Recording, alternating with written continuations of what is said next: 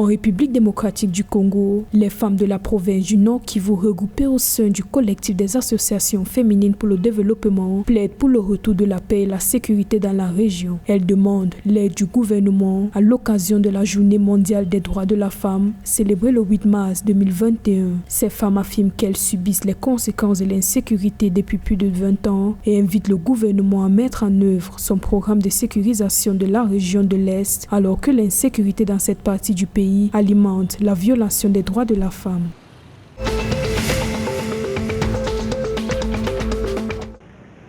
Le meeting de la Fédération de l'opposition congolaise, prévu pour le 6 mars 2021 au boulevard Alfred Raoul, a été interdit par les autorités. Selon le préfet de Brazzaville, Sébert Pierre Iboko Onanga, cette interdiction s'est justifiée par la volonté de limiter la propagation du coronavirus. La rencontre de l'opposition avait pour objectif d'appeler au boycott du scrutin présidentiel du 21 mars prochain, tout en réclamant la libération de deux anciens candidats à la présidentielle de 2016, Général Mokoko et André Okombi Salissa. Notons que cette décision est intervenue au lendemain du lancement officiel de la campagne électorale de la présidentielle du 21 mars 2021 et est considérée comme une tentative du parti au pouvoir de perturber le processus électoral.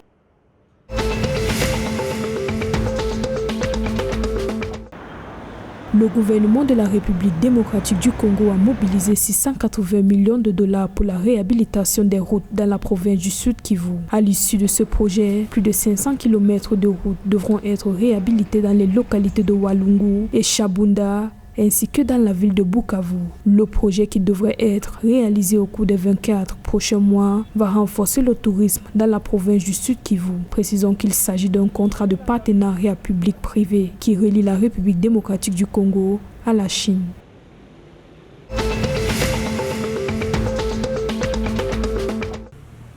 Dans un post publié sur sa page Twitter, le ministre camerounais de la Santé Manaouda Malachi a indiqué que les premières doses de vaccins anti-Covid-19 arriveront dans le pays dans 2 semaines. Ce seront des produits de la firme britannique AstraZeneca obtenus à travers l'initiative COVAX. Au total, précise la publication, le Cameroun devrait recevoir près de 1,76 million de doses de vaccins pour la période allant de février à mai 2021. Le gouvernement compte le rendre gratuit suivant les différents ordres de priorité, commençant par les personnels de santé, les personnes âgées de plus de 50 ans avec comorbidité, les personnes vulnérables, les enseignants, les groupes spéciaux et la masse.